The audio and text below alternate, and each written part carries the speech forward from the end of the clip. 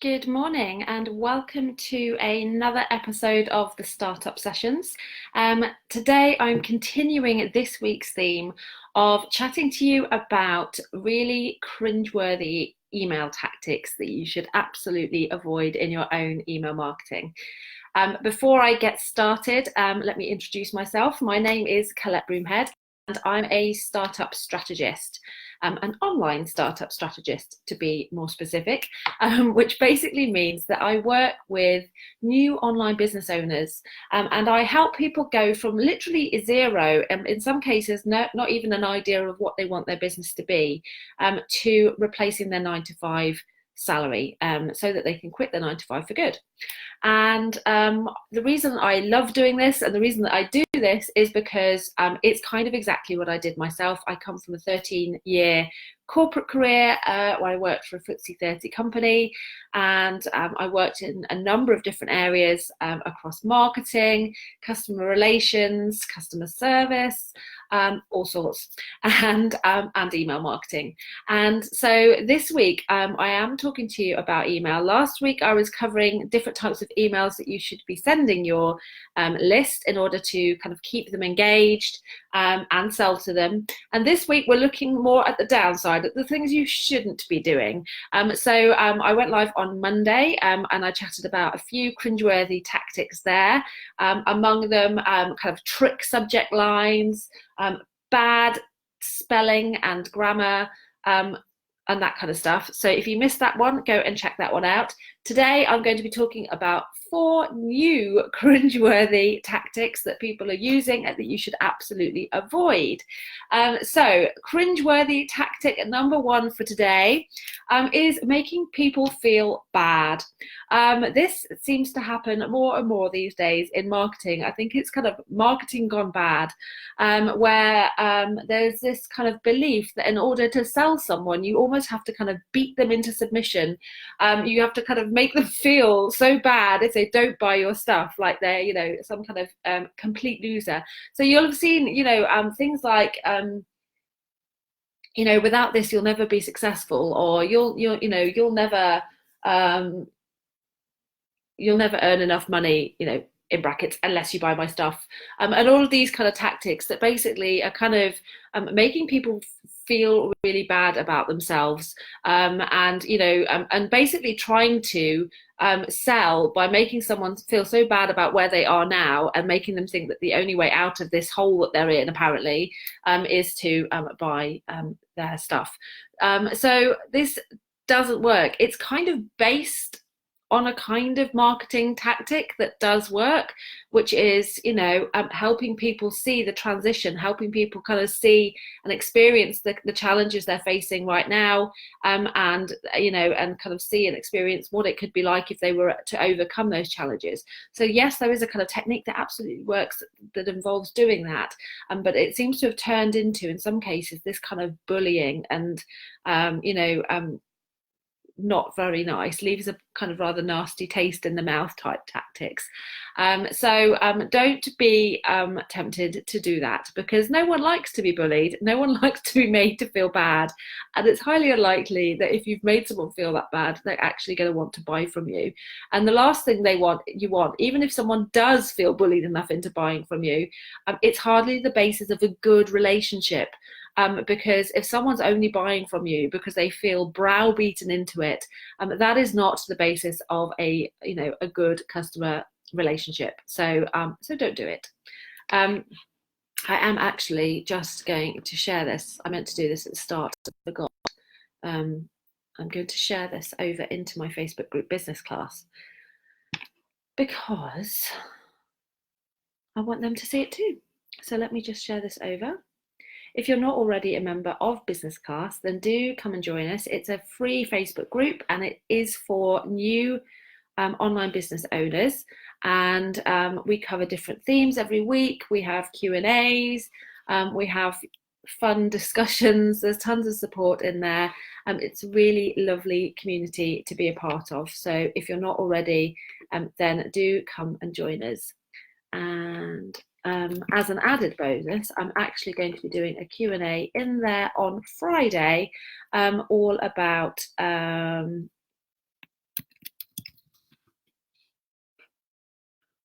email marketing. So if you're watching these and you've got questions, then join the group and come and join us for our Q&A on Friday. So back to our cringeworthy email tactics. So cringeworthy tactic number 2 is poor personalization. So pretty much every email service provider now has the ability to let you personalize your emails. So you can, for example, the most common is probably using someone's first name or someone's name. So you can kind of go, hey, and then whatever their name is in your email. And this is a really, really powerful way to connect with your audience, because it makes it feel more like you're talking directly to that person, and less like they are just a number on a spreadsheet and that you're mass emailing, hundreds of people, and they're nothing special. What you want is for someone to feel like you are talking directly to them, and that they are special. And so personalization helps you do that. It also helps you to send only relevant content to people. So on a more kind of sophisticated level, the basic level might just be, yes, you can use someone's first name and personalize that way, but on a more sophisticated level, you can actually segment your audience, and discover what their various interests are, and send content according to that, so that actually people are getting a much more personalized experience, and that's so much better for your subscriber, because it means that every email that they get from you is going to be relevant to their personal interests, and their preferences. So done well, personalization is a fabulous tool and absolutely something that you should be looking into. However, done poorly, it actually has the exact opposite effect of what you're looking for. So if you don't have the data to back up the personalization that you're trying to do, then it can come across, it just makes it abundantly obvious that in fact you are just emailing a mass list of people and that they're not special. So for example, you'll have all seen it, you get emails like, dear first name, or dear company name, and immediately it comes across as, oh yeah, this is just an automated email. It comes across as if it's been written by a robot. It comes across as if the person who has sent it actually doesn't really care about you or your company at all. So it really does have the exact opposite effect that you're going for in using personalization, which is to kind of create more of that bond, and create more of that kind of effect that yes, you are talking to someone directly. So make sure that if you are incorporating personalization or segmentation into your email strategy, that you have the data to back it up, because if you don't, like I say, it actually has the opposite effect, and that's not at all what you want. So that is a cringeworthy tactic. Not that it's really a tactic, it's more of a mistake, I guess. Number 2, poor personalization. Cringeworthy tactic number 3 is overuse of kind of headlines like last chance or one-off offer. Now these are actually great tactics to use, but if you overuse them, again, it completely negates the point of them. So by all means, send your email list a one-off offer. By all means, let them know that this is their last chance to take up a certain offer or promotion. However, don't overdo it. If you're telling people it's a one-off offer, make sure it is exactly that, a one-off offer. Don't send them an email the following week offering them the exact same one-off offer. If you're telling people this is their last chance, don't send another email tomorrow going, okay, last chance, because eventually people, just won't believe you, and the impact that kind of adding that scarcity and that urgency in, which absolutely works. But if you do it wrong and you're not genuine about it, then you have the exact opposite effect, that people just go, yeah, whatever, I'll wait till your next last chance, thanks. And so it just doesn't work. So make sure that if you are using those types of tactics, that you are absolutely genuine about it, and that you are going to stick to what you say. So stick to your deadline. If you're saying that Friday's the deadline, make sure that Friday is absolutely the deadline. Hey, Sophie, nice to see you. So that is cringeworthy tactic number 3. So far we have had making people feel bad and trying to browbeat people into buying your stuff by telling them what a bunch of failures they are. Never nice. Cringeworthy tactic number 2, poor personalization. So dear first name and all of that kind of stuff. Cringeworthy tactic number 3 is overusing the kind of urgency and scarcity tactics, such as this is your last chance, this is a one-time offer. And the final one I want to talk to you about today is awkward sharing. This is basically comes about, I think, really due to a lack of understanding of kind of storytelling, which is absolutely a marketing tactic or a selling tactic that you should be using. You may have heard me talk about storytelling before, but essentially storytelling is a really powerful way that you can connect with your audience, because people remember stories. People are moved by emotions more than just facts, and stories contain emotions. Stories allow us to put ourselves in the position of the person in the story. They allow us to imagine those emotions, to feel those emotions, and that has a much more powerful effect than just telling someone facts or using a catchy tagline or whatever else you might use in marketing. The other thing that this kind of awkward oversharing is a symptom of is that we know that we should be sharing behind the scenes stuff. That's another genuine marketing tactic, is being vulnerable, showing more of ourselves, letting people get to know us as people, because we know that people want to do business with people and not businesses. And so we know that we should be kind of sharing information about ourselves, about our lives. But there is a strategy behind this, and there's a way of doing it right, and there's definitely a way of doing it wrong. It isn't just random hit and miss facts about yourself, because what that does is just make you come off as a bit weird, a bit self-centered, and just a bit random. So let me give you an example of where this works really well, and then that will help you understand why it doesn't sometimes work so well. So I'm going to give you an example of a guy that I actually follow myself. He's an Instagram marketer, and his business is helping people grow their business with Instagram. He's called Tyler McCall. Definitely go and check him out. He's really good fun to follow on Instagram. And he shares tons of stuff about his life. If you watch his Instagram stories, it would appear to be just kind of random stuff about his daily life, about his dog, his boyfriend, and all of this kind of stuff.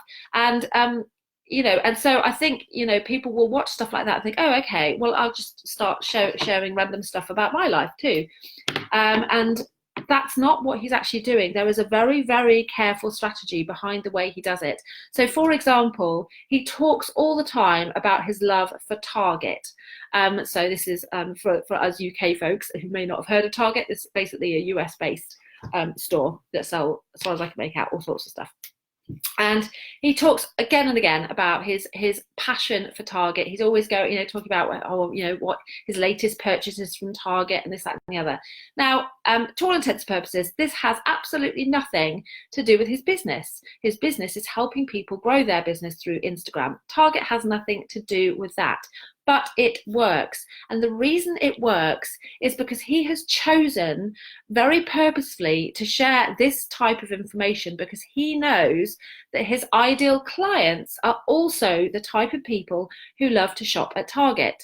And so when they hear that he loves to shop at Target, it creates that connection. They feel like they've got something in common with him, and so they like him more. And so that is a very strategic and carefully chosen thing to share about himself. And you can see the other thing that makes it work is that he is consistent about it. He didn't just randomly one day say, hey guys, guess what, I love Target, and then never speak about it again. It is something that he speaks about again and again and again. It's even, I'm pretty sure it's even in his Instagram bio. And so by doing that, it actually becomes a part of his brand. And although it's nothing specifically to do with his business, it is part of his brand. We know. And, it becomes the point where you're kind of like, oh, who's that guy on Instagram that loves Target? Oh yeah, Tyler McCall. And it's part of who he is, part of how you remember him, and part of how he connects with his ideal clients. So when you look at it that way, you realize that it isn't just a random thing that he's chosen to share. There is strategy and thought and purpose behind it. And if you're going to share stuff about you and your daily life and all of that kind of stuff, that needs to be the case too. You can't just be sharing random stuff every day, because people are just going to be like, what do I care? I don't know. And again, it just makes you look weird. So an example of this done badly was, I recently saw an email that someone had sent out to his list, basically saying, hey everyone, guess what? My wife and I have just had a baby, and to celebrate, I want to give you a special discount on my product, just for today only, as a way to celebrate our new baby. Now, this just comes across as slightly awkward, because it's clear, that's not how you celebrate the birth of a new baby, and it just feels a bit forced, and a bit of using the birth of your new child as an excuse to try and sell stuff. And it's all again, it leaves a bit of a bad taste in the mouth. Now, had he spent the previous 9 months talking about the fact that he had a baby on the way, and talking about how that felt, and perhaps to talk about his nerves, and bringing us into the whole journey, letting us know when he's put together the cot for the child, maybe even sharing a picture of the nursery. Then by the time it came to that baby being born, we would all have been on that journey with him, and we would have been more than ready to celebrate with him. And that kind of then offer, and that invite to celebrate with him this new baby, would have felt much less forced, and just more part of this journey that we're all on together. So I hope that makes sense.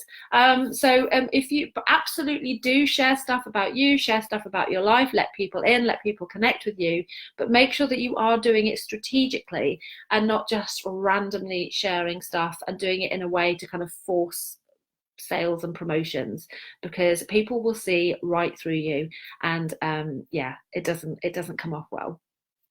Okay, so that's it for today. Tomorrow I will be going live again with a few more cringeworthy email tactics to share with you.